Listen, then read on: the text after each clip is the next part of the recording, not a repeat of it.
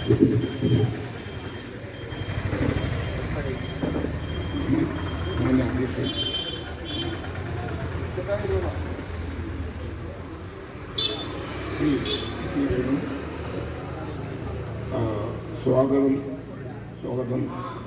പറഞ്ഞ ശ്രീ സതീഷ് ഉദ്ഘാടനം ചെയ്യുക ശ്രീ സി സാബു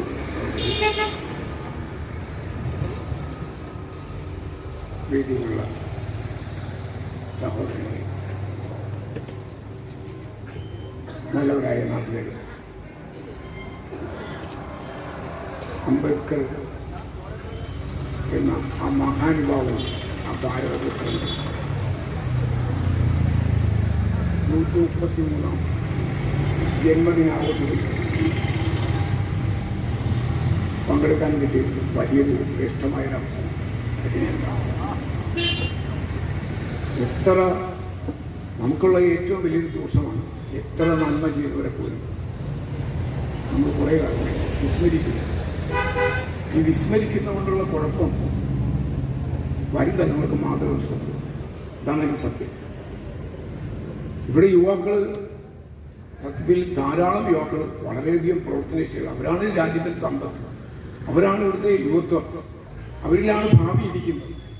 അവരിന്ന് ദിശാബോധമില്ലാതെ പോകുന്നു.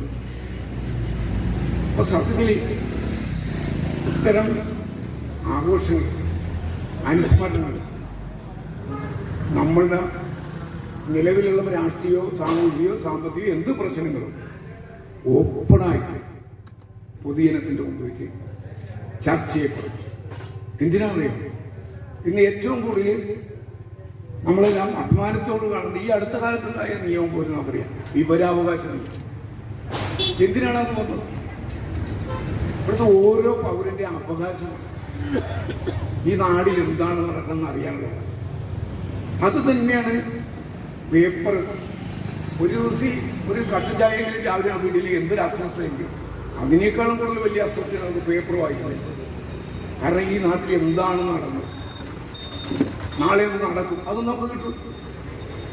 അപ്പൊ സത്യത്തിൽ ഈ അറിയാനുള്ള മനുഷ്യന്റെ ആഗ്രഹത്തിൽ വല്ലപ്പോഴെങ്കിലും ഇതിന് ചെലവ് കണക്കാക്കിയല്ല, രാജ്യത്തിനുള്ള കടപ്പാടെന്ന രീതിയിൽ ഈ മഹാനുഭാവന്മാരെയൊക്കെ നമ്മൾ ആദരിക്കുകയും അനുസ്മരിക്കുകയും ആഘോഷിക്കുകയും ചെയ്യും. കാരണം അദ്ദേഹത്തിന്റെ ജന്മം കൊണ്ട് ഈ ഭാരതം ധന്യമായി. അങ്ങനെയല്ല എൻ്റെ അവസ്ഥ. എന്താണ് മഹാഭാരതത്തിലെ ഇപ്പോൾ ഹിന്ദുക്കൾ ആഘോഷിക്കുന്ന മഹാഭാരതത്തിലെ ആ മഹാഭാരതവും മറ്റ് പുരാണങ്ങളും വേദങ്ങളും വിന്യസിച്ചെന്നും പറഞ്ഞ് ഭാരതത്തിലെ വേദങ്ങളെ വിന്യസിച്ച സത്യത്തിൽ ഈ ലോകത്തിൽ ഈശ്വരനെ കുറിച്ചുള്ള അറിവ് പോലും അവർ വിന്യസിച്ചിരിക്കും. അപ്പോൾ ഈശ്വരന് തുല്യമായ ആളായി മാറി. സത്യത്തിൽ ആധുനിക വേദവ്യാസനല്ലേ അംബേദ്കർ, ശ്രീ BR അംബേദ്കർ. നമ്മൾ ഈ നാട്ടിൽ സ്വസ്ഥമായിട്ട് ഫ്രീയായിട്ട് പോകണമെങ്കിൽ നമുക്ക് ഒരു നിയമാനുസൃത ബൈലായുണ്ട്. നമ്മുടെ നിയമസഭകളെയും നമ്മുടെ ഭരണതലങ്ങളായ ഓഫീസുകളെയും നമുക്കിവിടെ നമ്മുടെ കുഞ്ഞുങ്ങൾക്ക് വിദ്യാഭ്യാസ സ്കൂളുകളെയും സ്ഥാപനങ്ങളെയും എല്ലാം ഒരു ചരടിൽ പോയിട്ട് നിയമസംഹിതയിൽ ചേർത്ത് കൊണ്ട് നമ്മളെ ഉയരങ്ങളിലേക്ക്, ഭാരതത്തിൽ ഇന്ന് കാണുന്ന അല്ലെങ്കിൽ ഇനി വരാൻ പോകുന്ന ശ്രേഷ്ഠതയിലേക്ക് ഉയർത്തുന്ന ആ മഹാ സംഭവമാണ് ഭരണഘടന. നമുക്കിവിടെ നമ്മൾ ലോക്കലായിട്ട് ഓരോ ലോൺ എടുത്തുമൊക്കെ വീട് വെക്കുകയും അല്ലാത്ത കാര്യത്തിലുമൊക്കെ ഏത് സഹകരണ സംഘങ്ങളെ പോലും നമ്മൾ ആശ്രയം ചെയ്യും. കൊച്ചു കൊച്ചു പിള്ളേർ അവർക്ക് കളിക്കാൻ വേണ്ടിയൊക്കെ സംഘങ്ങൾ രൂപീകരിക്കുന്നുണ്ട്. ഒന്നെങ്കിൽ സ്പോർട്സ് ആയിക്കോട്ടെ. ഇതെല്ലാം രജിസ്റ്റർ ചെയ്താലേ സർക്കാരിൻ്റെ അംഗീകാരം കിട്ടുള്ളൂ. അല്ലെങ്കിൽ അംഗീകാരമില്ല. പല സംഘടനകളും രജിസ്റ്റർ ചെയ്തിട്ടുണ്ട്. അങ്ങനെ രജിസ്റ്റർ ചെയ്യാൻ ചെല്ലുമ്പോൾ അവിടെ ഒരു ആവശ്യമുണ്ട്. നിങ്ങൾ എന്ത് ലക്ഷ്യമാണ്, നിങ്ങൾക്ക് എന്ത് ലക്ഷ്യമാണ്, നിങ്ങളുടെ പ്രവർത്തന ശൈലി എന്താണ് നിങ്ങളുടെ ഭരണഘടന, അതൊക്കെ അവർ എഴുതി കൊടുക്കണം. ആദ്യത്തെ യോഗങ്ങൾ കൂടി കുറഞ്ഞത് 6 പേരിൽ കുറയാതെ 7 പേരിൽ കുറയാതെ ആൾക്കാർ പ്രസിഡന്റ് സെക്രട്ടറിയുടെ സ്ഥാനം വിളിച്ചിട്ട് അവരെല്ലാം കൂടെ അത് പാസ്സാക്കി അവിടെ കൊണ്ട് കൊടുത്താൽ അത് അംഗീകരിച്ചിരുന്നു. ഈ ബൈല പോലെ നമ്മുടെ സൊസൈറ്റിയിൽ നമുക്ക് കിട്ടുന്ന അവകാശം നമുക്ക് പോലും നമ്മളാരും പഠിക്കുന്നില്ല. ആ ബൈയുടെ കോപ്പി ആർക്കെങ്കിലും കിട്ടുന്നുണ്ടോ? സത്യത്തിൽ ഇതൊക്കെ അറിയേണ്ട കാലം കഴിഞ്ഞു. നമ്മളിതൊക്കെ അറിഞ്ഞിരിക്കണം. കാരണം നമ്മൾ ഈ ലോകത്ത് ജീവിക്കേണ്ടതാണ്. അപ്പൊ നമ്മുടെ ഇന്ത്യ മഹാരാജ്യന്റെ ബൈലെ നമ്മൾ അറിയണ്ടേ? നമുക്ക് എന്തെല്ലാം അവകാശങ്ങളുണ്ട്, എന്തെല്ലാം അധികാരങ്ങളുണ്ട്. ഈ ഭാരതത്തിലൊരു കുഞ്ഞിന് നമ്മുടെ നിരസിക്കുന്നൊരു കുഞ്ഞിന് പോലും അവൻ ജനിച്ചു വീണ അന്നോട്ട് അവൻ അവകാശമുണ്ട്. എന്തൊക്കെയാണെന്ന് അറിയാമോ? അത് നല്ല മനോഹരമായിട്ടാണ് എഴുതിയിരിക്കുന്നത്. കാവ്യം പോലെയാണ് എഴുതിയിരിക്കുന്നത്. കേട്ടാൽ ഹൃദയത്തിന് ദർശനമുണ്ടാകും. അത്ര ഇതിൽ മനോഹരം. ഇത് ആരാണ് ഇതിന്റെ ഉപജ്ഞാതാവ്? അത് വേറെ ആരുമില്ല. നമ്മൾ ഇന്ന് ആഘോഷിക്കുന്ന ആരുടെ ജന്മമാണ്? അദ്ദേഹത്തിന്റെ ശ്രേഷ്ഠമായ അദ്ദേഹത്തിന്റെ നേതൃത്വത്തിൽ ഈ ലോകത്തുള്ള എല്ലാ ഭരണഘടനകളും വന്ന് 1947 നമുക്ക് സ്വാതന്ത്ര്യം കിട്ടിയത്. ആഗസ്റ്റ് 15 ബ്രിട്ടീഷുകാർക്കാണ് നമുക്ക് സ്വാതന്ത്ര്യം കിട്ടിയത്. ആ സ്വാതന്ത്ര്യം കിട്ടിയ സമയത്തൊന്നല്ല അവരുടെ ഒരു ഭരണതന്ത്രം ഉണ്ടായിരുന്നു. എന്താണെന്ന് പറയാം, അവരിവിടെ ഭരണം സ്വാതന്ത്ര്യം തന്ന് അവർ ഇഷ്ടപ്പെട്ടിട്ടല്ല. അവർക്കിവിടെ നിലനിൽക്കാൻ പറ്റാത്ത സാഹചര്യം ഒരുത്തിരും. ജനങ്ങളെല്ലാം അവർ വഴിവെച്ച് കാണുമ്പോൾ കൊല്ലുമെന്നുള്ള രീതിയും ഒക്കെ വരാൻ തുടങ്ങി. അങ്ങനെ ഒരു ക്ലാഷ് ഇപ്പൊ തന്നെ നമ്മൾ കാണുന്നുണ്ട്. ഈ ഉഷ്ണമൂത്ത് നമ്മുടെ മലകളിൽ നിന്നൊക്കെ കാടുകളിൽ നിന്നൊക്കെ മൃഗങ്ങളൊക്കെ ഇറങ്ങി, ഇതുവരെ ഇറങ്ങാത്ത ആൾക്കാരൊക്കെ ഇറങ്ങി വരിക. അവർ ചിലപ്പോൾ വെള്ളം കുടിക്കാനും ആഹാരത്തിനൊക്കെ അവിടെ കിട്ടില്ല. ഉഷ്ണം പാറയൊക്കെ പഴുത്തിരിക്കുകയാണെങ്കിൽ അതുങ്ങൾക്ക് എന്ത് ചെയ്യാൻ പറ്റും? അപ്പോൾ അവർ വെള്ളത്തിനൊക്കെ ഇറങ്ങി. അപ്പോൾ സാധാരണ മുൻപൊക്കെ ചെയ്യണമെന്ന് അറിയാം, അവിടെയൊക്കെ കൃത്രിമമായ ചെറിയ ചെറിയ ടാങ്കുകൾ ഉണ്ടാക്കി ഈ വേനൽക്കാലത്ത് വെള്ളം എത്തിക്കും ടാങ്കറിലേക്ക് കൊണ്ട്. അപ്പൊ സ്ഥിരം വെള്ളമുള്ള സാധനങ്ങളൊക്കെ അവർ വരുന്നുണ്ട്. അങ്ങനെ ഇതിന് പരിഹാരം ഉണ്ടാവും. ഇന്ന് ഇവിടെ ജനങ്ങൾ ബഹളമുണ്ട്. ഏതെങ്കിലും ഒരു ആനയെ കാട്ടുപോത്തൊക്കെ ഇറങ്ങുമ്പോഴേ അവർ മൃഗങ്ങളാണ്, അവർക്ക് വിവരമൊന്നുമില്ലേ. പക്ഷേ ഇവർ ശത്രുക്കളായിട്ട് കാണുന്നതുകൊണ്ട് ഈ ക്ലാഷ് ഉണ്ടാവും.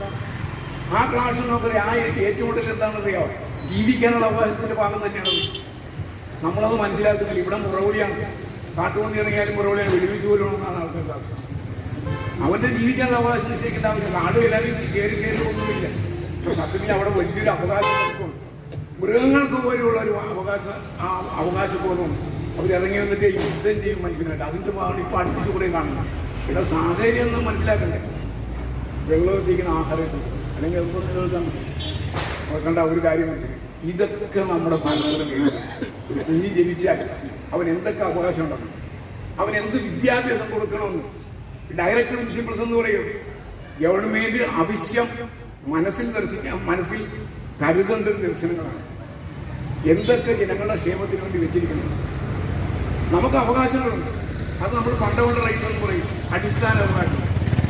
നമുക്ക് ഈ ലോകത്ത് ഇഷ്ടമുള്ളത് സംസാരിക്കാം, ഈ മൈക്ക് വെച്ച് കേട്ട് സംസാരിക്കാം, നമ്മുടെ ആശയങ്ങൾ പ്രചരിപ്പിക്കുക, ആശയങ്ങൾ എക്സ്പ്രസ് ചെയ്യുക. അതായത് നമ്മൾ മറ്റുള്ളവരുടെ പ്രകടിപ്പിക്കുക. ഏതെല്ലാം രീതിയിൽ എക്സ്പ്രസ് ചെയ്യാം? മാസിക എഴുതിയത്, ചിലർ സംഘടന ഉണ്ടാക്കി അതുവഴി പ്രചരണം നടത്തും. ഇതൊക്കെ എക്സ്പ്രഷനാണ്. എൻ്റെ ആശയം നിങ്ങളുടെ ആശയം പ്രചരിപ്പിക്കുക.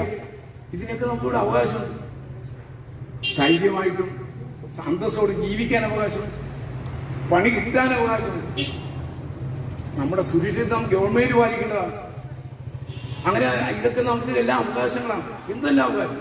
ഇന്ത്യയിൽ എവിടെ വേണേലും നമുക്ക് സഞ്ചരിക്കാൻ, എവിടെ വേണേലും താമസിക്കാൻ, ഏത് ഭാഷ സംസാരിക്കാൻ, ഏത് ആഹാരം കഴിക്കാൻ, ഏത് വസ്ത്രം ധരിക്കാനും ഒക്കെ അവകാശം.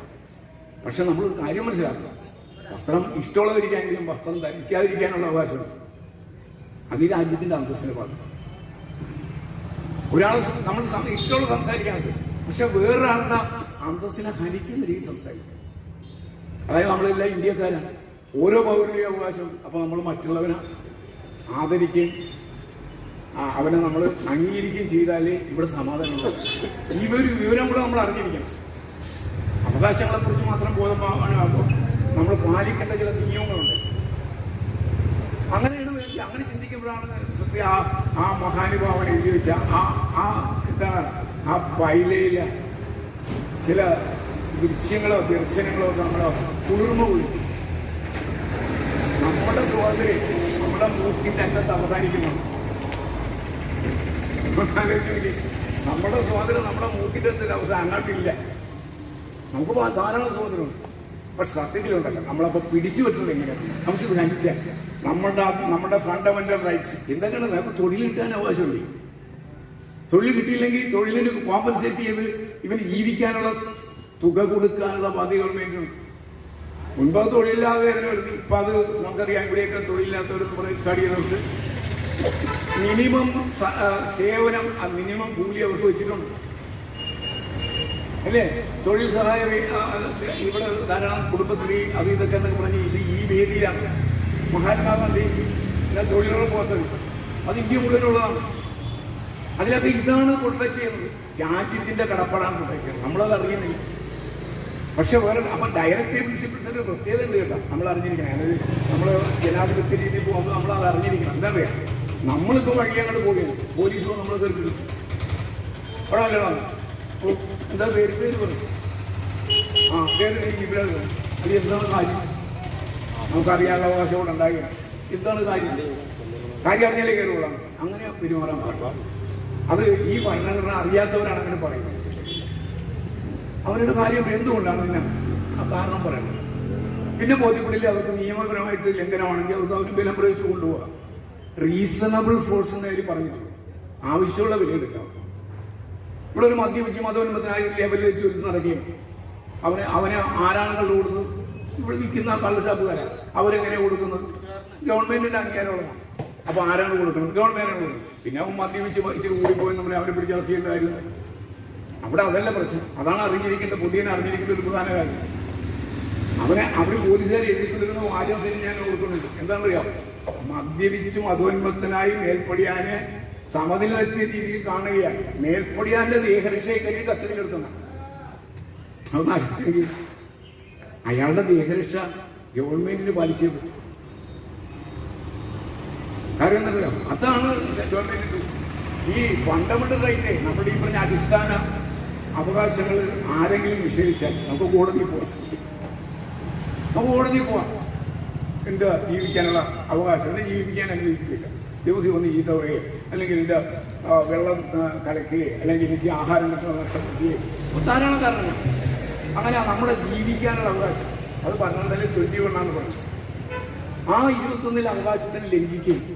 ചിലപ്പോൾ ഗവൺമെന്റായിരിക്കും ഇവിടെ കൊണ്ടുവന്ന് വലിയ സാധനം കിട്ടും, നമുക്കിവിടെ ജീവിക്കാൻ പറ്റില്ലാത്ത അവസ്ഥയും.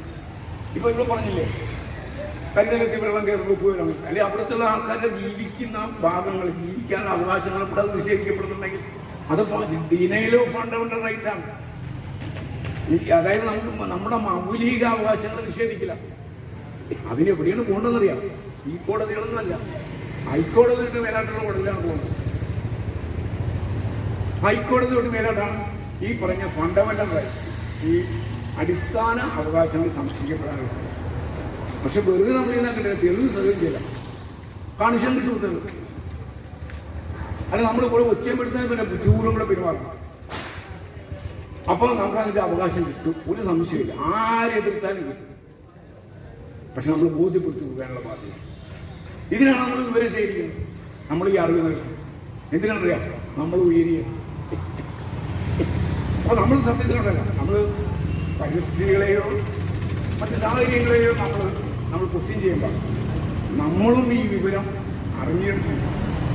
ഇതറിയേണ്ട ഒരു ആവശ്യം നോക്കും. അതിന് സത്യത്തിലുണ്ടല്ല ഭരണഘടനയുടെ. പക്ഷെ നേരത്തെ പറഞ്ഞ ഡയറക്റ്റീവ് പ്രിൻസിപ്പിൾസ് എന്ന് ഞാൻ പറഞ്ഞില്ലേ, ഗവൺമെന്റ് പാലിക്കേണ്ട കാര്യം അത് നിയമപരമായിട്ട് കോടതിയിൽ പോകാൻ പറ്റില്ല. അതവര് ലംഘിച്ച് ഇവിടെ വെള്ളപ്പൊക്കമുണ്ടായി ആരും നോക്കില്ല, നേരത്തെ പറഞ്ഞത്. അത് നമുക്ക് കോടതി പോയി നിലക്കില്ല. അത് നമുക്ക് അവകാശം എപ്പോൾ ഉപയോഗിക്കേണ്ടത് വോട്ടിങ്ങിനാണ് വേണ്ടത്. നമുക്ക് ജനങ്ങളുടെ വോട്ട് മേടിച്ച് ജനങ്ങളുടെ ക്ഷേമത്തിന് വേണ്ടി അവിടെ കയറിയിരിക്കുമ്പോൾ അവരനുസരിച്ച് പെരുമാറില്ലെങ്കിൽ നമുക്ക് മനസ്സിലാകാൻ അടുത്ത വോട്ട് എന്ത് ചെയ്യണം. അതിവിടെ എല്ലാവർക്കും അറിയാം. അങ്ങനെയാണ് അതിൻ്റെ തിരുത്തൽ. അത് ആ ജനത്തിൻ്റെ അവകാശമാണ്. ആ അവകാശം അവൻ ബുദ്ധിപൂർവ്വം വിനിയോഗിക്കുമ്പോഴാണ് അവിടെ ജനാധിപത്യമാണ്. അപ്പോൾ നമുക്കറിയാം ഈ ഫണ്ടമെന്റൽ റൈറ്റ് അല്ലെങ്കിൽ മൗലിക അവകാശങ്ങൾ, ഈ മറ്റേ എന്താണ് ഞാൻ പറയുക, ഡയറക്റ്റീവ് പ്രിൻസിപ്പിൾസ്, അതായത് നിർദ്ദേശിത ഗവൺമെന്റിന് നിർദ്ദേശിത തത്വങ്ങളും രണ്ടും രണ്ടാണ്. നമുക്കത് പറയാമെങ്കിൽ അവിടെ കയറി ഇരിക്കുന്ന ആളുകൾ അല്ലെങ്കിൽ ഡൽഹി കയറിയിരിക്കുന്ന ആളുകൾ വിവരവും സംസ്കാരവും അറിവും മനുഷ്യനോടുള്ള കടപ്പാടും ഡെഡിക്കേഷൻ, ആ ഒരു സമർപ്പണമുണ്ട്. നേരത്തെ കേസും സഖാവ് കേസിന്റെ കാര്യം പറഞ്ഞു, ഒരു ആത്മസമർപ്പണത്തിന്റെ കാര്യമാണ് പറഞ്ഞു.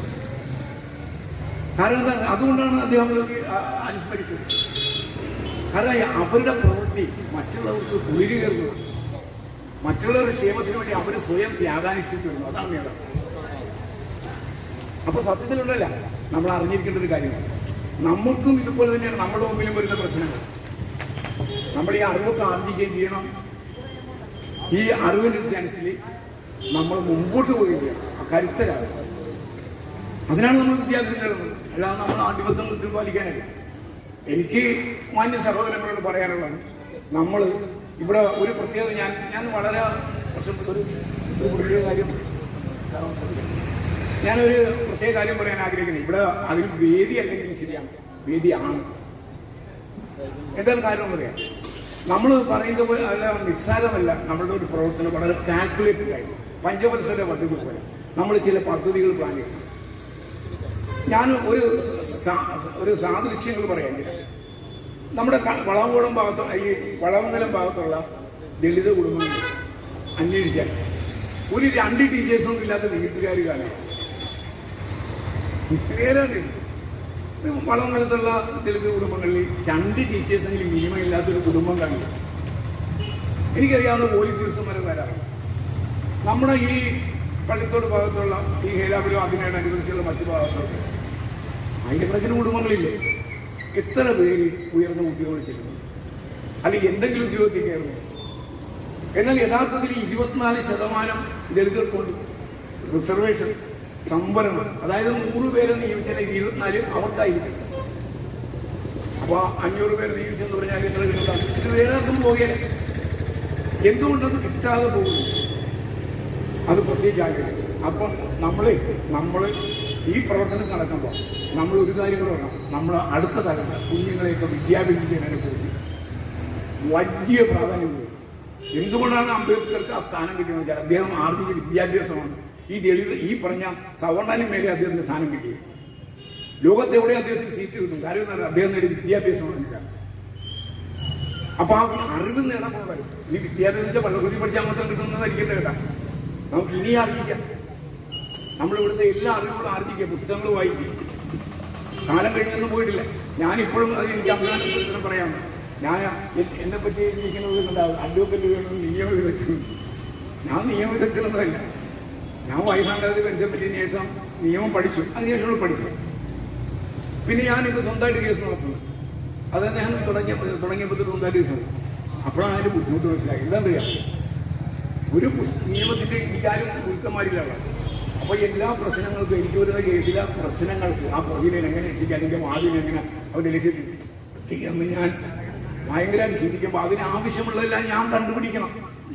കഠിനാധ്വാനം ചെയ്തേ പറ്റും. രാത്രി കിടന്ന് അധ്വാനിക്കാൻ ചെയ്യേണ്ടി വരും. അതിന് മാത്രം പുസ്തകങ്ങൾ അല്ലെ മൂന്നെത്താൻ കുടിക്കും പോലെ കുഴിച്ച് ഇന്ത്യ അന്വേഷിക്കുന്ന പോലെ ഞാൻ പഠനങ്ങൾ ചെയ്യും, കഠിനാധ്വാനം ചെയ്യും. അപ്പോൾ ഞാൻ കഠിനാധ്വാനം ചെയ്ത് ഞാൻ ഉപജീവനമാർഗം ഞാനെങ്ങനെ നിയമവിദഗ്ധനാണ്. നിയമ പ്രാക്ടീസാണ് ഞങ്ങൾ പറയുന്നത്. പ്രാക്ടീസാണ് ഞങ്ങൾ പ്രാക്ടീസ് ചെയ്യാം. ഞാൻ ആത്മാർത്ഥമായിട്ട് ആരെയും എൻ്റെ കേസല്ല, ഞാൻ വളരെ കഷ്ടപ്പെട്ട് തന്നെയാണ് പറ്റി ചെയ്യുന്നത്. എനിക്ക് അതിനൊരു സംതൃപ്തിയും സന്തോഷമാണ്. ഞാൻ ആരെയും പറ്റിക്കാറില്ല. അപ്പോൾ എനിക്കത് വലിയ ഇഷ്ടമാണ്. ഞാൻ ചെയ്യുന്നത് സേവനം തന്നെ. അത് എൻ്റെ കൈവിട്ട് അപകടകരമായ പ്രശ്നമാണ്. ഞാൻ ഇത് പറയും, ഇതിൽ നിയമപരമായ ഇത് ഞാൻ പറഞ്ഞതെന്താ, നമ്മൾ ആർജിക്കുന്ന വിദ്യാഭ്യാസം കൊണ്ട് നമുക്ക് സാംസ്കാരികമായ ഒരു ഉന്നമനമുണ്ട്. അതാണ് നമ്മുടെ അറിവാണ് നമ്മളത്. ഇപ്പം ഏത് രീതിയിൽ പോയാലും ഏത് സംഘടനയിൽ പോയാലും നമ്മുടെ സമുദായത്തിൽ അങ്ങനെ നിൽക്കും. അടുത്ത തലമുറയ്ക്ക് വിദ്യാഭ്യാസത്തിൽ അധിഷ്ഠിതമായിട്ട് ഒരു കണ്ണ് അല്ലെങ്കിൽ 2 കണ്ണും നിങ്ങൾ കൊടുക്കണമെന്നൊരു വിനീതമായ അഭ്യർത്ഥന. അപ്പോൾ ഈ പറഞ്ഞില്ലേ, ഒരു 10 വർഷത്തിനുള്ളിൽ ഇവിടെ ധാരാളം ഉദ്യോഗസ്ഥന്മാർ ഞാനോ ഇവിടെ വിളിച്ച് പറയുന്ന സംഘടനത്തിന് പകുതി പരിഹാരം. കാരണം അവർക്ക് വിദ്യാഭ്യാസം ആകുമ്പോൾ നമ്മളുടെ ജോലി അവരെ ഏറ്റെടുത്തു കുറേ പേര്. അല്ലെങ്കിൽ ഇവിടെ കൊച്ചു കുട്ടികൾക്ക് ഇച്ചിരി വരുമാനം കിട്ടുമ്പോഴല്ല തീർച്ചയായിട്ടും അവർ പള്ളിക്കുറിച്ച് നിന്ന് മാറിക്കുന്നു. അത് വഴിതെറ്റാൻ കാരണം, സങ്കടത്തിനും കാരണം. കാലത്ത് അടുത്ത തലമുറക്ക് ആളില്ല. ഇവിടെ വലിയ ഉയർന്ന ഉദ്യോഗമുള്ള ദളിത് ആൾക്കാരുണ്ട്. അവരുടെ പിള്ളേരും അടുത്ത് അങ്ങനെ അവർ മാത്രം രക്ഷപ്പെട്ടു പോകുന്നില്ല. ഈ പാവങ്ങളിലേക്ക് അത് വരുന്നില്ല. കാരണം ഇവരതനുസരിച്ച് ഉണരുന്നില്ല. അതാണ് കാരണം. ഉറക്കത്തിലാണ്. സിംഹമാണെന്നുള്ളൊരു കാര്യമുണ്ട്. നമ്മളത് ഉറക്കമാണ്. ഏതൊരു ഉറക്കാണെങ്കിൽ എന്ത് പുരോഗതിയാണെന്ന് നേടാൻ. പക്ഷെ നമ്മളെല്ലാം സിംഹങ്ങൾ തന്നെ. നമ്മൾ ഉറക്കത്തിൽ നിന്ന് ഉണരണം. എന്നിട്ട് സാഹചര്യങ്ങൾ മനസ്സിലാക്കി നമ്മൾ വരും. അപ്പൊ എനിക്ക് പറയാനുള്ളത്, ഈ ഭരണഘടനയിലെ അദ്ദേഹം എഴുതി വെച്ച അതിനൊരു ആമുഖമുണ്ട്. ഈ ഭരണഘടനയ്ക്ക് ഒരു ആമുഖമുണ്ട്, പ്രിയാമുഖം. അതൊന്ന് വായിക്കും. എനിക്കൊന്ന് വായിച്ചില്ല, ഞാനത് വായിക്കാൻ എഴുതി കൊടുക്കുന്നുണ്ട്. സത്യത്തിലുണ്ടല്ലോ നമുക്ക് കുളിരിയേറുന്ന കുറെ കാര്യങ്ങളായി നിൽക്കും.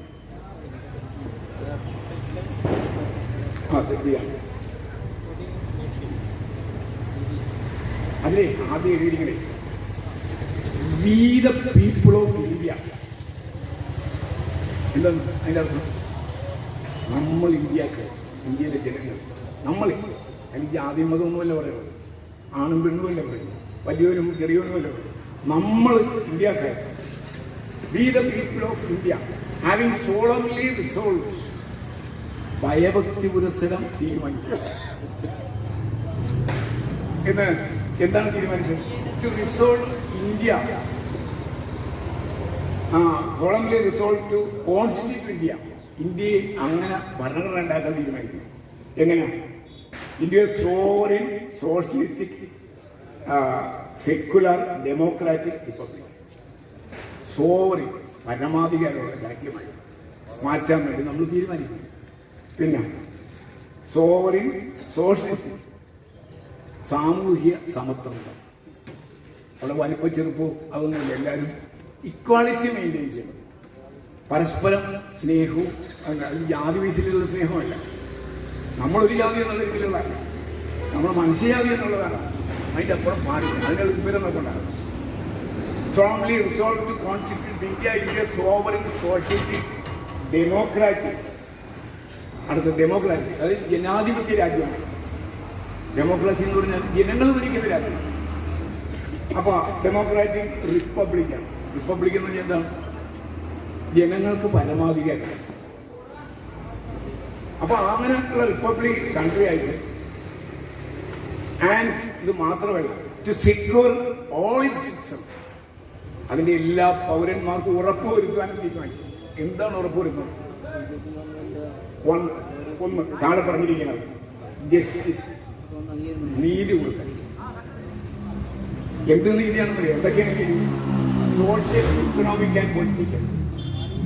സാമൂഹ്യവും സാമ്പത്തികവും രാഷ്ട്രീയപരമായ സമത്വം കൊടുക്കാൻ തീരുമാനിക്കും. രണ്ട്, ലിബർട്ടി.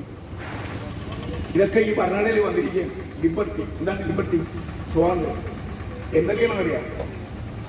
പൊളിറ്റിക്കൽ, ഇഷ്ടമുള്ള രാഷ്ട്രീയം നിങ്ങൾക്ക് പാലിക്കാം, ഇഷ്ടമുള്ള രാഷ്ട്രീയത്തിൽ പ്രവർത്തിക്കാം, നിങ്ങളുടെ മനസ്സിനനുസരിച്ച് പ്രവർത്തിക്കാം.